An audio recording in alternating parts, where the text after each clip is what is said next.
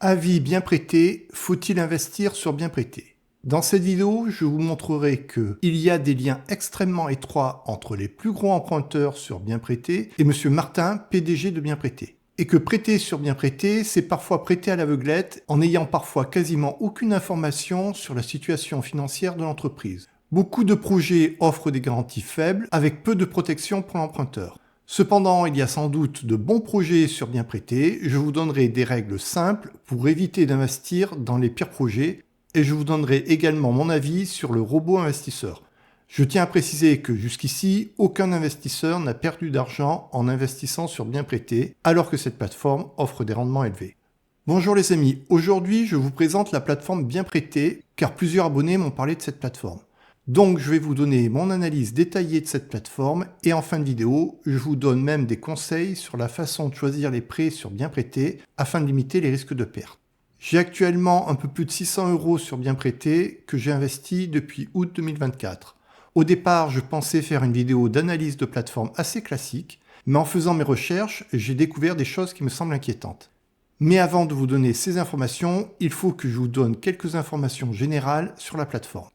Bien prêté existe depuis 2017. Vous pouvez prêter de l'argent à des entreprises, principalement à des PME et des artisans. Et en échange, vous recevez des intérêts à un taux annuel entre 11 et 14%. Lors de mes recherches, pour vous donner mon avis sur bien prêté, j'ai découvert que plusieurs entreprises qui ont levé des sommes énormes sur bien prêté appartenaient à Monsieur Michael Martin, qui est le directeur général de bien prêté.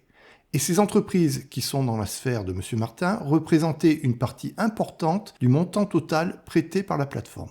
Ces entreprises ont maintenant changé de dirigeant, mais la personne qui les dirige semble très proche de Monsieur Martin. Par ailleurs, le changement de dirigeant a d'une certaine façon permis de repousser le remboursement des dettes. En effet, il y a eu une passation des dettes des anciennes structures aux nouvelles structures, ce qui pourrait donner l'impression que les dettes ont été remboursées, alors qu'en réalité, on a plutôt eu un rallongement de la dette.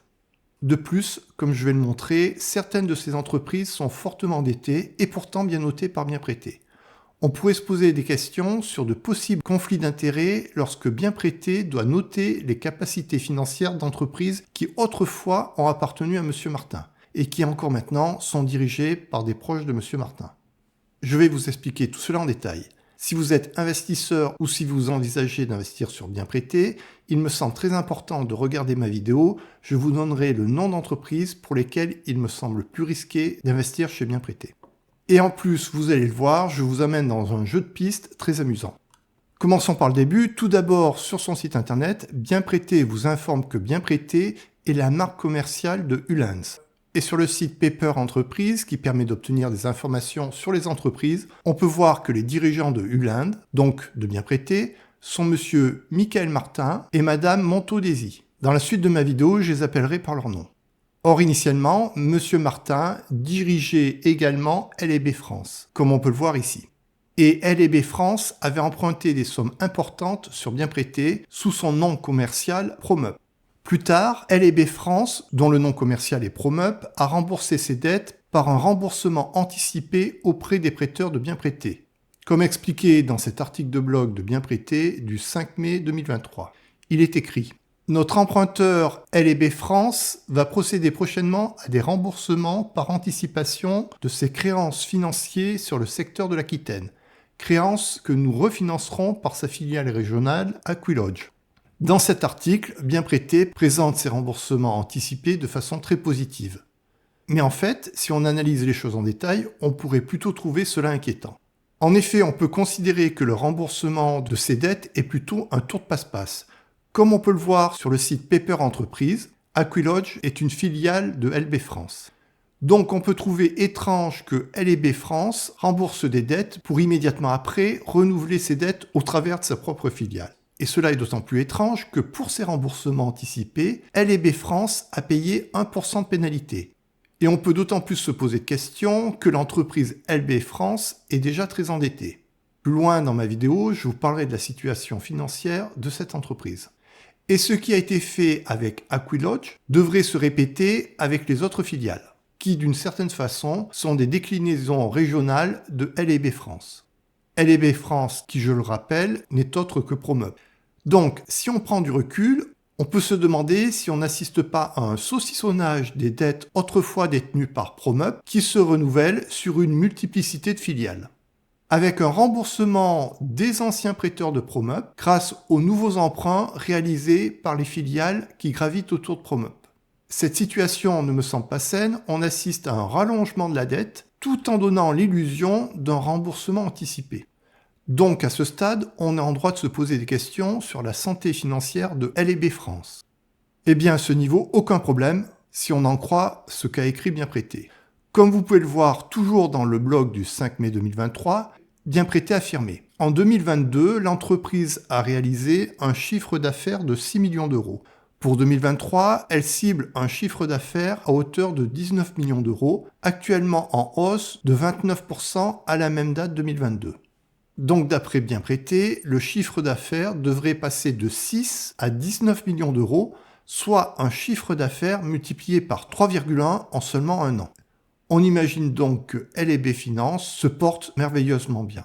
J'ai voulu vérifier ces données sur le site Paper Entreprise, qui indique pour 2023 un chiffre d'affaires de 3,92 millions d'euros. Le site Paper Entreprise permet même de consulter le compte de résultat. Et on retrouve bien le chiffre d'affaires de 3,92 millions d'euros pour 2023, ce document étant une copie conforme de l'original. Donc aucune raison de douter de sa fiabilité. Par ailleurs, on peut voir que le chiffre d'affaires de l'année N-1, donc 2022, était de 4 millions d'euros. Donc le chiffre d'affaires a plutôt été légèrement en baisse. Alors que je vous le rappelle, dans son blog, Bienprêté envisageait une très forte augmentation du chiffre d'affaires en 2023. À ce niveau-là, je commence à me poser pas mal de questions, des chiffres d'affaires annoncés très différents de la réalité, une présentation de L&B France comme une entreprise florissante dont le CA devrait être multiplié par 3,1 alors qu'il a été en légère baisse. Mais ce n'est pas fini, si on regarde le résultat net de L&B France, on voit qu'en 2023, le bénéfice a été seulement de 11,4K, c'est-à-dire 11 400 euros. Et vous voyez que sur 4 années consécutives, ce chiffre d'affaires n'a jamais dépassé les 15 000 euros. Mais le plus inquiétant se situe au niveau des dettes financières. 7,8 millions d'euros en 2021, 11,5 millions en 2022, 16,6 millions en 2023. De plus, à cette dette financière, il faudrait rajouter pour 2023 une dette fiscale et sociale de 2,8 millions d'euros et une dette fournisseur de 462 000 euros, soit une dette totale de 19,8 millions d'euros. Donc si on résume, L&B France avait en 2023 une dette de 19,8 millions d'euros pour un bénéfice de seulement 11 400 euros et un chiffre d'affaires de 4 millions d'euros. Et en plus, la dette a fortement augmenté de 2021 à 2023. Et à ce stade, on peut bien sûr se demander si les remboursements anticipés de ces dettes, pour immédiatement les renouveler sous le nom des filiales régionales de L&B France, n'avait pas pour but d'allonger une dette qui serait peut-être très difficile à rembourser dans les conditions initialement prévues. En effet, avec un bénéfice en 2023 de seulement 11 400 euros, je ne vois pas comment L&B France aurait pu faire face au remboursement des dettes Promup qui arrivaient à échéance. D'autant plus que si L&B France avait recours à des dettes sur Bienprêté à un taux d'intérêt annuel généralement supérieur à 11%, c'est certainement parce que les banques n'acceptaient pas de la financer, car sinon L&B France aurait plutôt essayé d'obtenir une dette via une banque qui propose des taux d'intérêt bien plus faibles. Si vous voulez favoriser ma chaîne YouTube qui cherche à mettre plus de transparence dans le monde de l'investissement, merci de liker cette vidéo et même mieux de mettre un commentaire, même d'un mot, cela poussera YouTube à mettre cette vidéo en avant et ainsi un maximum d'investisseurs auront accès aux informations contenues dans cette vidéo. De plus, je considère que Bienprêté n'est pas toujours transparente vis-à-vis des investisseurs. Prenons l'exemple d'un prêt de 167 500 euros réalisé par Aquilodge, une des filiales de L&B France, qui a pour nom commercial Promup. J'ai lu attentivement toute la fiche descriptive du projet et il n'y avait absolument aucune information concernant la situation financière de l'entreprise prêteuse. On peut essayer de trouver plus d'informations sur la fiche d'information. Passons sur les généralités et allons directement sur la partie qui présente l'état financier de Aquilodge. Comme vous pouvez le voir, il n'y a pas beaucoup d'informations et la seule information qui est donnée concerne l'année N+1, pour lequel Bienprêté donne un chiffre d'affaires de 6 millions d'euros pour l'année 2025.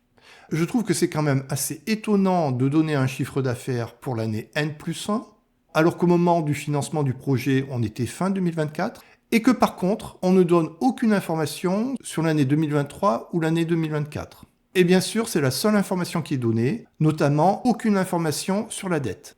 Il faut se rappeler que dans son blog, Bienprêté avait en mai 2023 prévu un chiffre d'affaires de L&B France de 19 millions d'euros. Ce qui signifierait que le chiffre d'affaires de L&B France devrait énormément baisser en 2025 pour n'atteindre que 6 millions d'euros. Cependant, rappelez-vous que je vous ai montré que le chiffre d'affaires de L&B France de 2023, en réalité, a été de 3,9 millions d'euros. Donc là, je commence à ne plus rien comprendre. Et on peut quand même se demander pourquoi dans la fiche descriptive, Bienprêté nous donnerait un chiffre d'affaires de N+1 de 2025, alors qu'on est fin 2024, sans pour autant nous donner les chiffres d'affaires de 2024, de 2023 et de 2022. Et on a d'autant plus de bonnes raisons de se poser cette question que le titre de cette page est « Chiffres et ratios financiers annuels clés du porteur de projet pour les 3 dernières années ». Donc normalement, on aurait dû connaître les chiffres d'affaires, la dette et les autres éléments pour les années 2024, 2023 et 2022. Je me demande pourquoi Bienprêté a souhaité cacher cette information aux investisseurs. Je trouve que c'est pas du tout sérieux de faire un emprunt et de donner aussi peu d'informations, et en plus des informations qui ne sont pas des informations réelles, une seule et unique information sur le chiffre d'affaires qui a été estimé pour l'année prochaine. Alors c'est bien dommage, parce qu'avec une telle présentation, on cache aux investisseurs que L&B France a eu en 2023 un bénéfice de seulement 11 400 euros pour une dette totale de 19,8 millions d'euros. Et qu'en plus, cette dette, on l'a vu, a augmenté d'année en année. Je trouve que c'est totalement anormal de cacher ces informations aux investisseurs. Toujours dans cette fiche d'information, on peut lire « Le propriétaire du projet déclare qu'à sa connaissance, aucune information n'a été omise ou n'est matériellement trompeuse ou inexacte. » Je trouve que c'est quand même assez osé de dire qu'aucune information n'a été omise, alors qu'il y a une seule et unique information financière qui est un chiffre d'affaires estimé pour 2025. Toujours dans la fiche d'information, Bienprêté nous informe que ayant occupé par le passé des postes de direction au sein de la société porteuse de projet, Michael Martin et Daisy Monteau ont pris la décision de se tenir à l'écart de toutes les procédures ou décisions relatives au financement des projets générés par la société L&B France, dans le but de prévenir tout conflit d'intérêts potentiel. Alors on veut bien les croire, mais ce sont quand même bien les employés de Bienprêté, les employés de M. Michael Martin et Daisy Monteau, qui ont fait l'analyse du dossier. Il faut peut-être se mettre à la place des employés, ce serait peut-être un petit peu compliqué de rejeter un dossier qui porte sur une ancienne entreprise de M. Michael Martin. Cet emprunt a été noté B+, et chose importante, on peut voir que la note financière de l'emprunteur a été A, alors qu'on a vu que c'était une entreprise qui était quand même très endettée et avec un bénéfice très faible. Il faut savoir que, initialement, M. Martin et Mme Daisy Monteau dirigeaient L&B France, qui est, je le pense, l'entreprise qui a le plus emprunté sur Bienprêté. Donc il y avait une époque où M. Martin dirigeait L&B France, tout en finançant pour cette entreprise des emprunts importants sur Bienprêté. Mais la situation s'est assainie puisque M. Martin et Mme Monteau ont quitté la gouvernance de L&B Finance au profit de Mme Boilevin. Cependant, comme vous pouvez le voir avec ce tableau, Madame Boilevin est loin d'être sans lien avec Monsieur Martin, puisqu'ils ont dirigé 3 SCI en commun, et ont été ou sont dirigeants de Kimpli, L&B France, qui n'est autre que Promup, et il y a même des documents officiels sur lesquels on voit exactement la même adresse personnelle pour Monsieur Martin et Madame Boilevin. Les liens entre toutes ces personnes me semblent donc très étroits. Et les plus suspicieux d'entre nous pourraient se demander si l'analyse des demandes de financement a été faite de façon indépendante pour les entreprises telles que Promup, Kimpli, Aquilodge, qui gravitent ou ont gravité autour de M. Martin.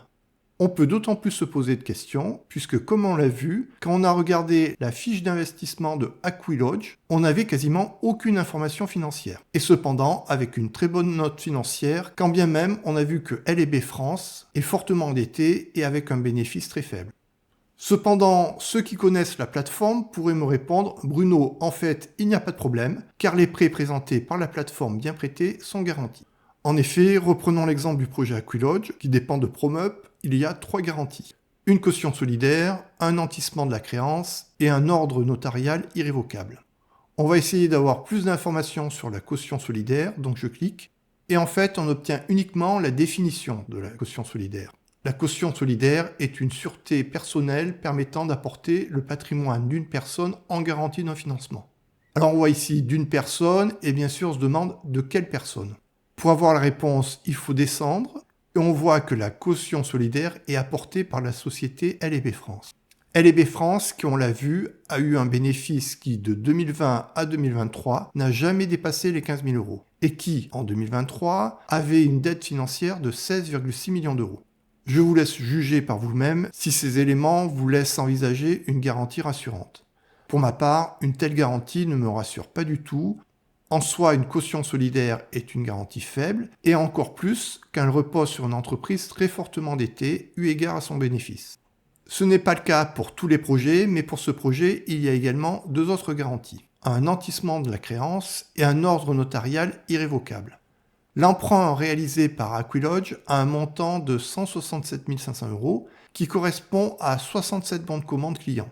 De façon schématique, ces clients doivent de l'argent à Aquilodge. Lorsqu'ils paieront ce qu'ils doivent, cet argent sera utilisé pour rembourser le prêt et cela est garanti par un notaire. Ce type de garantie me semble plus intéressante que la caution solidaire. Cependant, je trouve que cela reste flou. Concernant l'ordre notarial irrévocable, est-ce que c'est un acte notarial à enregistrer? Et dans ce cas, pourquoi ne pas communiquer une copie de cet acte dans la fiche d'information? Et par ailleurs, comment bien prêter ou le notaire peut faire un suivi des paiements de ces bons de commande? On vient de voir un projet pour lequel il y avait plusieurs garanties. J'ai consulté les 50 derniers projets de bien prêtés et j'ai constaté que 18 d'entre eux, ce qui correspond à 36% de ces projets, avaient une seule garantie. Le plus souvent, une caution solidaire ou bien plus rarement une caution personnelle. C'est par exemple le cas du projet que vous voyez à l'écran sur les ambulances Saint-Jean. Donc pour ces 36% de projets qui ne proposent qu'une caution solidaire ou personnelle, je trouve que la garantie est quand même faible. Et par ailleurs, à chaque fois vous avez la nature de la garantie, et il faut descendre plus bas dans la page pour savoir précisément qui se porte caution. Par exemple ici, c'est une caution personnelle du dirigeant. Donc attention, ce n'est pas une garantie au niveau de l'entreprise, mais par le dirigeant à titre personnel. Or, le prêt porte sur un montant quand même important, 400 000 euros. Donc il faut vraiment espérer que le dirigeant a une bonne situation financière pour pouvoir garantir un prêt de 400 000 euros. Avant d'investir sur n'importe quel projet, il me semble important de consulter la fiche d'information. Je vais directement aux éléments qui me semblent intéressants. Tout d'abord, vous pouvez voir que cette entreprise, la SA Ambulance Saint-Jean, a été immatriculée en novembre 2016. Autre élément extrêmement important, l'emprunteur dispose à ce jour d'états financiers relatifs aux 0 dernier exercice comptable. Alors à première vue, ça peut sembler incompréhensible. Comment peut-on expliquer que le dirigeant d'une société, qui existe depuis 2016, ne dispose d'aucun élément financier sur l'entreprise qu'il dirige ? Il me semblerait quand même important que Bien Prêté nous explique cela. Mais malheureusement, pas d'explication sur ce point. Il a fallu que je mène l'enquête sur Paper Entreprise pour obtenir la réponse. Le site internet Paper indique comme date de commencement d'activité le 15 octobre 2024. Même si pourtant, Paper indique également une création d'entreprise en 2016, conformément à ce que dit Bien Prêté. Et sur Paper, on trouve même des informations financières pour 2017. Donc l'entreprise a bien été en activité en 2017. Donc je ne sais pas ce qu'il faut en penser. Peut-être que l'entreprise a été mise en veille pendant plusieurs années, puis a repris son activité récemment. Si un membre de la communauté a une explication, merci de la mettre en commentaire. Mais en tout cas, je ne trouve pas que ce soit très professionnel de la part de Bien Prêté de ne pas expliquer aux investisseurs pourquoi il n'y a aucun élément financier sur cette entreprise, alors que la société a été immatriculée en 2016. Et bien sûr, sur la fiche descriptive du projet, dans la partie éléments financiers, vous voyez qu'il n'y a absolument rien du tout. Alors bien sûr, à chacun de gérer son argent comme il le veut, je ne donne pas de conseils en investissement, mais personnellement, je n'investirai pas sur un emprunt de 400 000 euros sans avoir aucune donnée financière sur l'entreprise, avec pour seule garantie une caution personnelle du dirigeant, mais également sans avoir aucune information sur la situation financière du dirigeant.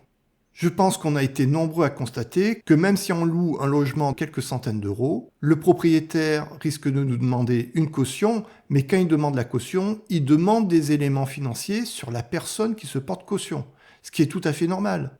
Avoir une caution sans connaître les finances de la personne qui donne la caution, ça me paraît vraiment bizarre. Je trouve que certains projets de bien prêtés sont légers. Et parfois, comme dans cet exemple, les fiches descriptives de projet manquent de professionnalisme.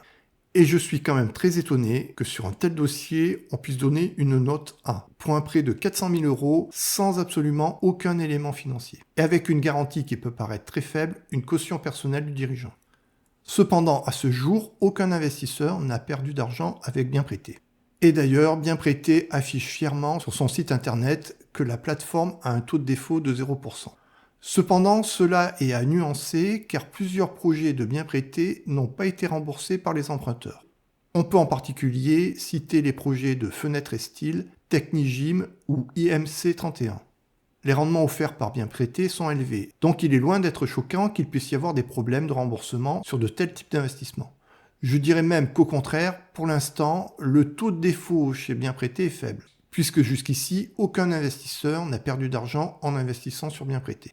Mais cela tient au fait que Bienprêté a pris en charge le remboursement des prêts non remboursés par l'emprunteur. J'ai déjà passé beaucoup de temps à faire cette vidéo et je ne voulais pas faire une vidéo qui dure 1 heure. Mais je voudrais quand même parler des dossiers qui ont connu des problèmes de remboursement chez Bienprêté. Il y a eu les projets de l'entreprise IMCP 31. Prenons l'exemple de ce projet qui avait été noté A le 1er juillet 2024.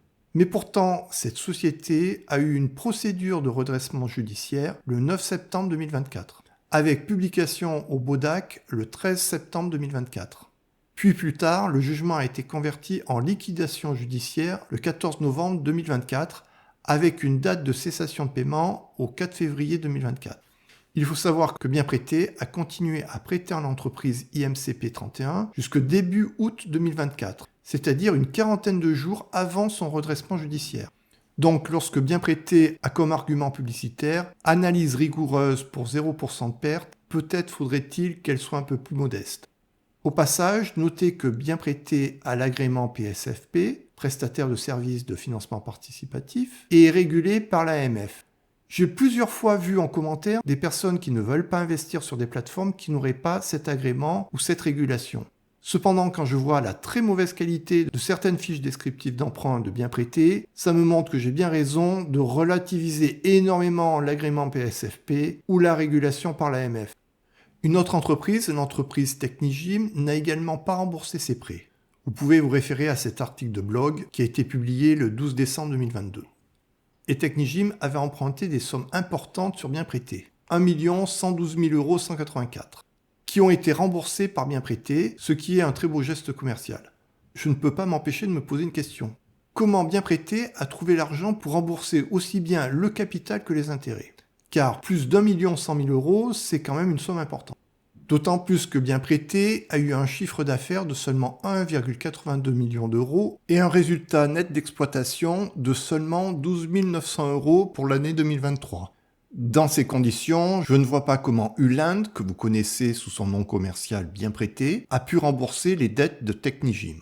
Bienprêté, dans son blog, dit seulement qu'elle va déclarer les créances et ajoute « Les projets Technigym sont non garantis. La récupération du capital n'est donc pas certaine et dépendra de l'exécution de la liquidation.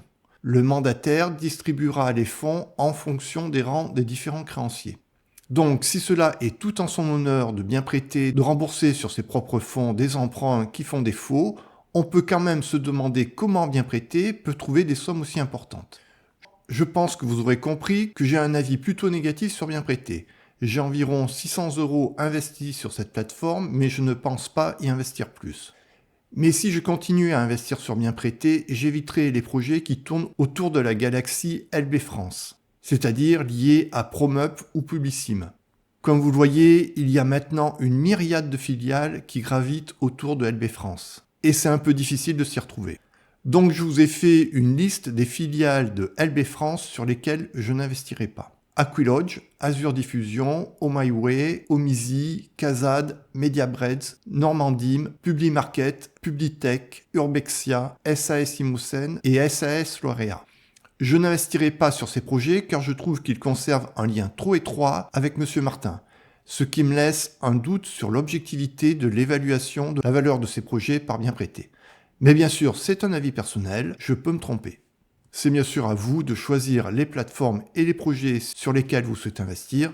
Ce que je dis n'est aucunement un conseil en investissement. J'éviterai également d'investir sur des projets qui présentent une garantie faible, par exemple des projets qui ont pour seule et unique garantie une caution solidaire ou personnelle. J'éviterai également d'investir sur des projets pour lesquels on n'a aucune information financière pour l'entreprise, ou alors des informations financières sur l'année N+1, ce qui pour moi n'a pas vraiment de sens. Prêter à une entreprise sans rien connaître sur ses finances me semble risqué. Par ailleurs, sur Bien Prêté, je n'utiliserai pas le robot investisseur. Tout simplement parce que cela ne permet pas d'éviter les facteurs de risque que je viens de vous donner.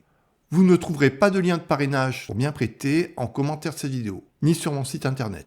Car en analysant cette plateforme, j'ai trouvé des éléments qui ne me rassurent pas. Sur mon site internet, je ne mets des liens que vers des plateformes où j'investis personnellement et qui ne me semblent pas trop risquées. Même si bien sûr je peux me tromper. Et d'autre part, c'est à vous de choisir les plateformes qui conviennent à votre profil d'investisseur et au niveau de risque que vous acceptez.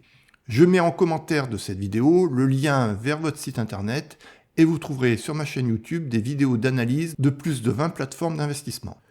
Vous pouvez également regarder ma vidéo sur laquelle je vous donne la rentabilité d'un grand nombre d'investissements en 2025. Et si vous voulez connaître les rentabilités réelles des plateformes, vous pouvez regarder ma vidéo bilan de 2024. Je ne donne pas uniquement la rentabilité de 20 plateformes, mais également les taux de retard, les taux de défaut et des avis objectifs et indépendants sur ces plateformes. Dites-moi en commentaire ce que vous pensez de Bien Prêté. Êtes-vous un investisseur sur cette plateforme? Si oui, est-ce que cette vidéo vous a permis de découvrir des choses sur Bien Prêté? Et pensez-vous à l'avenir investir sur Bien Prêté et sur quel type de projet? Par exemple, pensez-vous continuer à investir sur les projets liés à Promeubles? Si j'ai le temps, je ferai une autre vidéo ce week-end, sinon à mercredi prochain pour une nouvelle vidéo.